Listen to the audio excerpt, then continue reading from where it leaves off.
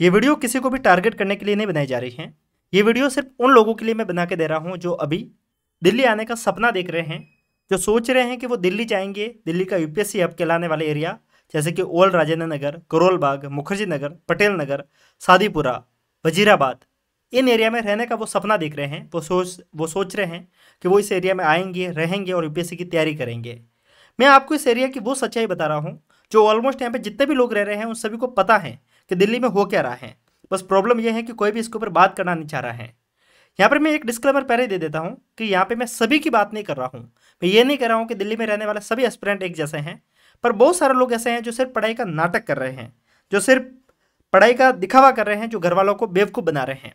यहाँ पर आकर आप अगर ढंग से चेक करेंगे तो मैक्सिमम लोग टेंडर पे, बम्बल पे, टेलीग्राम पे हुकअप ढूंढते हुए मिल जाएंगे। इवन आप कभी मौका मिले तो करोल बाग की गलियों के अंदर घूमिए शाम के 5 बजे के पास, 5-6 बजे के आसपास में आपको वहाँ पे कैफे में सिर्फ और सिर्फ कपल्स दिखेंगे। आप थोड़ा सा भी कॉमन सेंस लगाएंगे तो आपको समझ में आ जाएगा कि वो कौन है। मैं ये नहीं कह रहा हूँ कि आप कपल्स बुरी बात है, मैं ये नहीं कह रहा हूँ कि प्यार, मोहब्बत, इश्क ये सब मत कीजिए। ठीक है, सभी के अपने अपने लाइफ है, हर व्यक्ति इन चीज़ों में पढ़ता है और वो करता भी है। ये उम्र ही ऐसी होती है, 25-26 साल की उम्र है, तो ऐसी बात है कि यहाँ पे एक अट्रैक्शन होगा, वो स्वाभाविक है, वो समझ में भी आता है। पर आप यहाँ पे ग्राउंड रियलिटी में जाके ढूंढेंगे तब आपको पता चलेगा कि यहाँ पे एक ऐसा कल्चर बन चुका है जिसको अपन हुकअप कल्चर के नाम से जानते हैं। एक दिन ब्रेकअप, अगले दिन वापस से किसी और के साथ में पैचअप हो जाएगा, फिर ब्रेकअप, फिर पैचअप, फिर ब्रेकअप, फिर पैचअप। इस तरीके का जो ये पूरी यहाँ पे जो चल रहा है, ये साइकिल चल रही है। यहाँ पे बहुत सारे लोग ऐसा करते हुए आपको दिख जाएंगे। कभी मौका मिले तो यहाँ पे एस्पिरेंट को देखिए। यहाँ पे आपको चाय की टपरी पे, पीजी के छत के ऊपर या फिर आपको थड़ी के ऊपर आपको लोग दिखेंगे जो पूरे पूरे दिन, मतलब 2-2, 3-3 घंटे वहाँ पे बैठ के बातें करते हुए मिलेंगे। ठीक है, कभी कभी आप बात करते हो, काफ़ी लोग करते भी हो, मतलब आप कहीं पर भी रहिए क्योंकि आप पूरे दिन पढ़ नहीं सकते, ये मुझे समझ में आता है। बट मैक्सिमम लोग सिर्फ पढ़ने के नाम पे वहाँ पे बातें करते हैं। और उसके साथ में आप कभी वहाँ पे बैठ के देखिए, बहुत सारे लोग वहाँ पे आपको सिगरेट पीते हुए दिख जाएंगे। सिगरेट पियेंगे, धुएं उड़ाएंगे और पूछेंगे तो जस्टिफिकेशन भी उनके पास में बहुत अच्छा है। भाई यूपीएससी की तैयारी कर रहे हैं तो स्ट्रेस भी तो होता है, स्ट्रेस रिलीज करना भी बहुत ज़्यादा जरूरी है। अब मुझे ये समझ में नहीं आ रहा है कि ये कौन सा कल्चर है। इतना पढ़ने के बाद में भी अगर आपको ये नहीं समझ में आ रहा है कि ये चीज़ आपके हेल्थ के लिए कितनी खराब है, तो यहाँ पे सवाल खड़ा कर रहा है कि आप सच में पढ़ रहे हैं, सच में आपकी लाइफ स्टाइल ऐसी है। और यहाँ पे एक सवाल ये भी बनता है कि ये लोग अगर ऑफिसर बन भी जाएंगे तो ये देश को क्या देंगे। यूपीएससी के बहुत सारे टेलीग्राम ग्रुप बने हुए हैं। आप ये चीज़ जो मैं बता रहा हूँ ये आपने खुद भी देखी होगी, और नहीं देखी है तो आप जाके अभी सर्च कीजिएगा। आप कोई भी दिल्ली रूम, दिल्ली पीजी करके ऐसा कोई ग्रुप ढूंढिएगा, ऐसे आपको बहुत सारे ग्रुप मिल जाएंगे जहाँ पे लोग रूम ढूंढते हुए मिलते हैं। आप वहाँ पे देखिए, पूरे दिन तो नहीं, खासकर शाम के टाइम पे देखिएगा, वहाँ पे 4-5 बजे के बाद में सभी लोग मैसेज करते हुए मिल जाएंगे। खासकर लोग जो इस एक तरीके के इस टाइप के बहुत सारे मैसेज दिख जाएंगे। एनी गर्ल फॉर फन, अगर कोई लड़की इंटरेस्टेड है तो बात कीजिए। ऐसे बहुत सारे लड़के वहाँ पे करते हैं। मैं यहाँ पे सिर्फ लड़कों को टारगेट नहीं कर रहा हूँ, मैं ये नहीं कह रहा हूँ कि सिर्फ लड़के ऐसा करते हैं, क्योंकि ऑब्वियस सी बात है कि अगर कोई लड़का वहाँ पे मैसेज कर रहा है तो इसका मतलब उसके पास में किसी ना किसी का रिप्लाई तो आ रहा है, तभी वो मैसेज कर रहा है। क्योंकि कोई भी व्यक्ति ऐसा नहीं होगा कि कंटिन्यूस 10-15 दिन से एक ही मैसेज किए जा रहा है, मैसेज किए जा रहा है, उसको कोई भी रिजल्ट नहीं मिलता है। इवन मैंने बहुत सारे लोगों को देखा भी है इन चीज़ों के अंदर कि वो इस काम को कंटिन्यू महीने महीने भर से कर रहे हैं। अब आप सोचेंगे कि मुझे कैसे पता, क्योंकि हमारा खुद का भी एक टेलीग्राम चैनल है जिसके अंदर आप लोग जुड़े हुए होंगे। उसके साथ में मैंने एक डिस्कशन ग्रुप बनाया हुआ है। वहाँ पे मैंने बहुत सारे एस्पिरेंट को पहले देखा, अभी तो मैंने इस चीज़ को बैन कर रखा है कि कोई भी व्यक्ति ऐसा अगर मैसेज करता है तो मैंने डायरेक्ट ऑटो डिलीट का ऑप्शन डाल रखा है, तो वो डायरेक्टली डिलीट हो जाता है। मैंने प्री से पहले ऐसे बहुत सारे मैसेज देखे थे, तो मैंने एक कैंडिडेट से बात भी की कि आप जो ये कंटिन्यू मैसेज भेज रहे हो, मुझे सिर्फ आपके पीछे की साइकोलॉजी क्या सिर्फ वो जाननी है, आप ऐसे मैसेज कर रहे हो, आपको मिल क्या रहा है। उसका एक ही जवाब था कि सर आप एक बात सोचिए कि अगर मुझे कुछ भी मिल नहीं रहा होता तो मैं क्या इतने दिन से मैसेज करता। कुछ तो मुझे मिल रहा है, इसी कारण मैं मैसेज कर रहा हूँ। मुझे ऑफलाइन लोग मिल भी रहे हैं, जो मैं यहाँ पे मैसेज कर रहा हूँ उसका मुझे रिप्लाई आ रहा है। सवाल यहाँ पे खड़ा करता है कि दोनों जेंडर एक जैसे ही है। यहाँ पे मैं किसी एक जेंडर की बात कर ही नहीं रहा हूँ। जो हुकअप कल्चर जो यहाँ पे चल रहा है वो इतना बेहूदी से चल रहा है, इतना बेहूदेपन में चल रहा है, इतना इतना बुरा तरीके का चीज़ें आपको कहीं और किसी एरिया में नहीं दिखेगी। मैं ऐसा क्यों कह रहा हूँ, देखिए यहाँ पे काफ़ी लोग क्या है कि जो पढ़ने का नाम देते हैं, वो बोलते हैं कि हम इंडिया के सबसे टफेस्ट एग्जाम की तैयारी कर रहे हैं। वो घर वालों को भी यही बोलते हैं। अब क्या है कि बाकी जहाँ पे अगर आप बात करेंगे, गुड़गांव है, नोएडा है, ये जो कॉर्पोरेट कल्चर आपको डेवलप होता हुआ दिखा है, लाइक पुणे है, पुणे के ऊपर तो भी बीच में एक स्क्रीनशॉट वायरल भी हो रहा था, मुझे नहीं पता वो सच है, यानी एक पोस्ट वायरल हो रही थी जहाँ पे बता रहे थे कि वहाँ पे एक एक कैंडिडेट के बहुत सारे बॉडी काउंट होते हैं। बॉडी काउंट का मतलब उसके कितने सेक्सुअली पार्टनर रहे हैं। तो पता चल रहा है कि एक एक कैंडिडेट करीब 10-10, 12-12 पार्टनर बना के घूमता है पुणे में। ये चीज़ वहाँ पे देखने को मिलती है, तो थोड़ा समझ में आता है कि भाई ठीक है, कॉर्पोरेट कल्चर है, वहाँ पे लोग काम कर रहे हैं और काम करने के साथ में वहाँ पे वो जो भी करना चाहता है वो कर रहे हैं। यहाँ पे लोग सिर्फ पढ़ने के नाम पे ये गंदगी यहाँ पे मचाए हुए हैं। आप कभी एक काम और कीजिएगा, मैं आपको एक चीज़ बता रहा हूँ जो शायद आपको सुनने में थोड़ी सी अजीब लगेगी। यहाँ पे आइए, यहाँ पे आके जितने भी डेटिंग ऐप होते हैं ना, डेटिंग ऐप्स के अंदर लाइक टेंडर है, बम्बल है, शादी डॉट कॉम तो डेटिंग ऐप नहीं है, शादी डॉट कॉम तो सीधा शादी के लिए है ना। ये भी मुझे आइडिया, ये वीडियो बनाने के पहले मैंने बहुत सारे दोस्तों से बात की कि इसके ऊपर अपन कुछ काम करते हैं, वीडियो बनाते हैं, क्या करना चाहिए। उन्होंने मुझे एक बढ़िया चीज़ बताई, और ये चीज़ आप प्रैक्टिकल आप खुद करके देखिएगा, आपको समझ में आएगा। आप काम कीजिए, यूपीएससी एरिया डालिए कुछ भी, लाइक आप बम्बल खोलिए, ठीक है, बम्बल एक डेटिंग ऐप है, ठीक है। इसके ऊपर आप काम क्या कीजिए कि एरिया डालिए, लाइक मुखर्जी नगर यहाँ पर करोल बाग का डालिए, और रेडियस डालिएगा 102 किलोमीटर की। अगर आप लड़के हैं तो ऑब्वियस सी बात है कि बम्बल आपको सामने ऑपोजिट जेंडर लड़की को दिखाएगा, लड़की है तो आपको ऑपोजिट जेंडर आपको सामने लड़के का दिखाएगा। आपको इतने सारे कपल्स वहाँ पे दिख जाएंगे, इतने सारे लोग आपको दिख जाएंगे। मैं आपको कह रहा हूँ पूरा डिस्ट्रिक्ट डालने की जरूरत नहीं है, पूरा दिल्ली डालने की जरूरत नहीं है, पूरा बड़ा एरिया डालने की जरूरत नहीं है, सिर्फ 1 किलोमीटर की रेडियस डालिएगा। लाइक अगर आप करोल बाग रह रहे हैं तो करोल बाग की 1 किलोमीटर की रेडियस डालिए, पटेल नगर रह रहे हैं तो आप पटेल नगर की 1 किलोमीटर की रेडियस डालिए, आपको पता चलेगा कि वहाँ पे क्या चल रहा है। और जो मैंने आपको टेलीग्राम वाली बात बताई ना, ये टेलीग्राम वाली बात आप खुद एक बार देख के देखिएगा, आपको समझ में आएगा कि सच में ऐसा चल रहा है कि नहीं चल रहा है। इवन यहाँ पे बहुत सारे, मैंने बहुत सारे लोगों से बात की तो वो ये बात बोलते हैं कि हमें वहाँ पे वो चीज़ें मिल रही हैं जो हम यहाँ पे मैसेज कर रहे हैं। यहाँ पर सवाल ये भी खड़ा कर रहा है कि यहाँ पे लोग कितने ज़्यादा इन चीज़ों में एडिक्ट हो चुके हैं कि उनको डर भी नहीं लग रहा है। ये डर होना चाहिए लोगों में कि वो चीज़ आपको कितना हैम्पर कर सकती है। आप एक स्टूडेंट हो फिर भी आप ये हनी ट्रैप जैसे चीज़ों में पढ़ सकते हो, बट स्टिल वो चीज़ें चल रही हैं। फेक आइडेंटिटी बना के लोग अपने टेलीग्राम चैनल बनाए हुए हैं। इवन लास्ट ईयर जब यूपीएससी का प्रोटेस्ट चला था तब भी ये बात उठी थी वहाँ पे, जब लास्ट ईयर कुछ लोग पानी में वहाँ पे दुर्घटना में मारे गए थे, उसमें प्रोटेस्ट हुआ था दिल्ली में, उस समय भी ये सारी बात वहाँ पे उठी थी, लेकिन किसी ने भी इसके ऊपर जोर नहीं दिया। मैं यहाँ पे अभी जो बात बताने वाला हूँ ना, मुझे 90% श्योरिटी है कि काफ़ी लोगों की बात बुरी लगेगी। इवन अभी मैं जो बात कर रहा हूँ उसके ऊपर मेरा सबसे ज़्यादा विरोध होगा। हमारे देश की खासियत है कि अगर कोई भी बात ऐसी है जो लड़कों के लिए बोली जाएगी ना, तो कोई भी विरोध नहीं करेगा, एक्सेप्ट करेंगे। लेकिन अगर कोई भी बात है जो लड़कियों के लिए बोली जा रही है तो सभी लोग विरोध करेंगे। लास्ट ईयर एक स्क्रीनशॉट वायरल हुआ जहाँ पे दिल्ली का एक स्क्रीनशॉट था, जहाँ पे एक लड़की एक फ्लैट ओनर से, यानी कि एक प्रॉपर्टी ओनर से बात कर रही है, डीलिंग कर रही है, जहाँ पे वो बोल रही है कि उसको फ्लैट चाहिए, फिर रूम चाहिए। उसने बोला कि कोई 10-12 हज़ार रुपये उसने रेंट बताया, फिर लड़की ने बोला कि नहीं मेरे पास में इतना पैसा नहीं है, मैं इतना नहीं दे सकती। जो फ्लैट ओनर था उसने बोला कि ठीक है आप पैसे कम दे दीजिएगा, but you have to do some favour. उसने बोला व्हाट, सम फेवर क्या? वो डायरेक्टली बोल रहा है वन नाइट स्टैंड, यानी कि वो एक रात के लिए सोने के लिए उसको बात बोल रहा है। यह बात देखी तो काफ़ी लोगों ने इसका विरोध किया। फिर इसके बाद में मैंने बहुत सारे स्टूडेंट से बात की जो दिल्ली में रहते हैं, मैं फीमेल स्टूडेंट की बात कर रहा हूँ, और काफ़ी स्टूडेंट इस बात को बोलती हुई मुझे मिली है, और ये बात मुझे पता है इसका विरोध होगा। अगर आप गर्ल्स है और अगर आपने इस चीज़ को देखा तो एक बार के लिए आप कमेंट करना। मैं ये नहीं कर रहा हूँ, मैं 100 की बात नहीं कर रहा हूँ, 100 में से 10% ऐसे होंगे जो ऐसा करते होंगे, ठीक है। लेकिन हैं ऐसे जो लोग शुगर डैडी ढूंढते हुए मिल जाते हैं। शुगर डैडी का मतलब अपने से बड़े उम्र के व्यक्ति जो सीधी सी बात है कि उनके ऊपर खर्चा कर सके।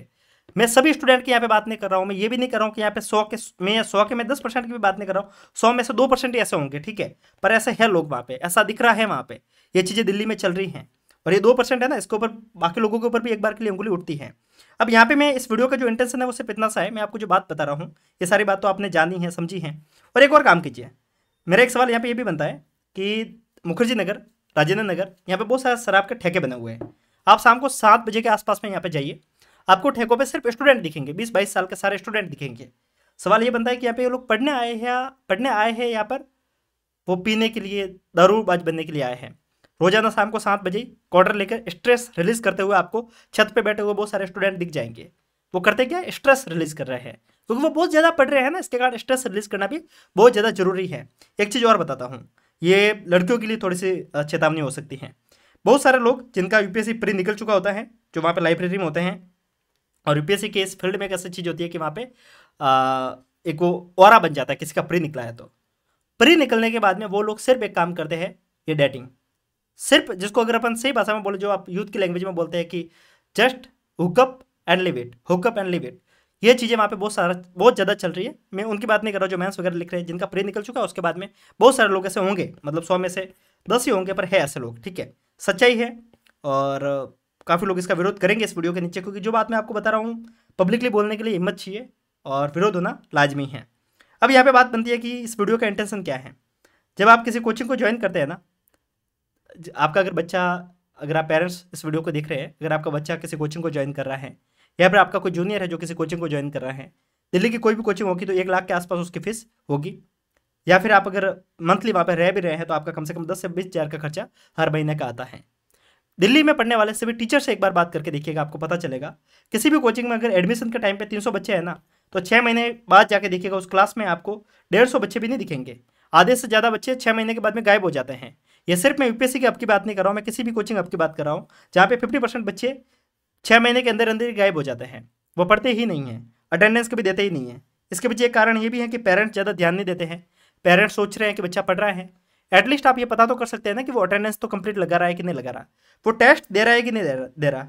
बहुत सारे लोग सिर्फ टेस्ट सीरीज खरीदते हैं बट टेस्ट सीरीज देते नहीं हैं। पीजी को डेटिंग हब बना के रखा हुआ है। यहाँ पे एक सवाल ये भी बनता है कि दिल्ली में बहुत सारे पीजी बने हुए हैं, बहुत सारे रूम्स ओनर होते हैं, ठीक है। यहाँ पे एक सवाल बनता है कि जैसे कि आप जयपुर में, प्रयागराज में, पटना में, किसी और एरिया में आके देखिए, वहाँ पे आपको इंडिपेंडेंट रूम नहीं मिलेंगे। इंडिपेंडेंट रूम किसके लिए नहीं मिलेंगे? क्योंकि उन लोगों ने पहले से मना कर रखा होता है कि यहाँ पे आप किसी और व्यक्ति को नहीं लाओगे। इवन आपका कोई आएगा तो भी वो फैमिली मेंबर आएगा, और फैमिली मेंबर में भी आपके सिर्फ ब्लड रिलेशन के लोग आएंगे, यानी कि आपके मम्मी पापा या फिर आपका भाई, वो आएगा, इसके सिवा कोई और नहीं आएगा। दिल्ली में इंडिपेंडेंट रूम मिलते हैं, इसका एक सवाल बनता है ऐसा क्यों? इतनी आज़ादी किसके लिए चाहिए? और ये फ्रीडम के नाम पे ये किस तरीके की आज़ादी आपको चाहिए? बाकी लोग भी पढ़ रहे हैं, सभी लोगों को 10 बजे अगर कोई भी पीजी बंद हो रहा है, 10 या 11 बजे, और सुबह 6 बजे खुल रहा है, तो इसके बीच में करना क्या है? सवाल ये भी बनता है। फिर लोग बोलेंगे हम तो रात में लाइब्रेरी जाते हैं। नाइट में चलने वाली लाइब्रेरी में जाके भी एक बार आप चक्कर लगा के आइएगा, वहाँ पे भी क्या चल रहा है वो भी आपको दिखने को मिल जाएगा, ठीक है। इस बात को आप ध्यान रखिए कि ये हो क्या रहा है। जहाँ तक हो सके ऐसे पीजी या फिर ऐसे रूम के अंदर मत डालिए जहाँ पे बहुत जरूरत से ज़्यादा इंडिपेंडेंस हो। जरूरत से ज़्यादा इंडिपेंडेंस लोगों को बिगाड़ देती है। आप प्रेमचंद को पढ़िएगा। प्रेमचंद इस बात को बोलते हैं कि खुली छत एक युवा के लिए उतनी घातक नहीं है जितना बंद कमरा है। अगर बंद कमरे में उसको इंडिपेंडेंस मिली हुई है ना, तो वो इतना ज़्यादा बिगड़ सकता है जितना कोई नहीं बिगड़ेगा। तो थोड़ा सा इसके ऊपर ध्यान दीजिए कि थोड़ा सा बिल्कुल भी जहाँ पे ओपननेस हो वहाँ से दूर रखिए। दूसरी बात, रैंडम वीडियो कॉल। आजकल के पेरेंट्स को मैं देख रहा हूँ कि वो बहुत ज़्यादा प्राइवेसी का ध्यान रखते हैं। ये प्राइवेसी जरूरत से ज़्यादा काम की भी नहीं है। काफ़ी लोग बोलेंगे हु आर यू, तुम्हारी हिम्मत कैसे हुई, तुम ऐसे बात कैसे बोल सकते हो, तुम कौन होते हो किसी की फ्रीडम को छीनने वाले? तुम यूपीएससी की तैयारी करते हो, तुम article 21 right to privacy, Puttaswamy judgement, ये सब कुछ तुम पढ़ते हो, उसके बाद में तुम बात करते हो कि रैंडम वीडियो कॉल की। यस, प्राइवेसी होनी चाहिए एक दूसरे के लिए जो आपका जानकार नहीं है। आपके पेरेंट्स का आपका हक है कि वो आपको टाइम होते ही जब भी मन करे वीडियो कॉल करे, जब भी मन करे आपके ऊपर ध्यान दे। ध्यान रखिएगा, जब आपको डर लगेगा ना कि आपके ऊपर कोई ध्यान देने वाला व्यक्ति बैठा है, तब आप बिगड़ेंगे नहीं। बिगड़ने का सबसे प्रायोरिटी पे यही लक्षण होता है कि आपको जरूरत से ज़्यादा छूट मिली है। अगर किसी को भी जरूरत से ज़्यादा छूट मिली है तो वो बिगड़ेगा, ये स्वाभाविक है। पेरेंट्स से यही कहूँगा कि जब भी मौका मिले रैंडम वीडियो कॉल कीजिए।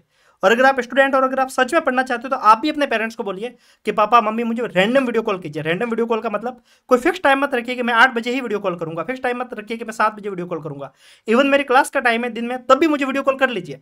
क्लास में अगर डिस्टर्ब हो रहा हो तो मैं नहीं उठाऊंगा, लेकिन कम से कम पता रहे कि आप कभी 12 बजे कर सकते हो, कभी 9 बजे कर सकते हो, कभी 6 बजे कर सकते हो, कोई फिक्स टाइम नहीं है। ये चीज़ें पता होनी चाहिए, बच्चों के ऊपर ध्यान रहना चाहिए। और जहाँ तक हो सके स्टूडेंट से अपने बच्चों से क्वेश्चंस करते रहिए कि क्या चीज़ें चल रही है, कितनी पढ़ाई हो रही है, उनके फ्रेंड्स कौन है, पता होना चाहिए। ये चीज़ें बिगड़ने से बचाते हैं।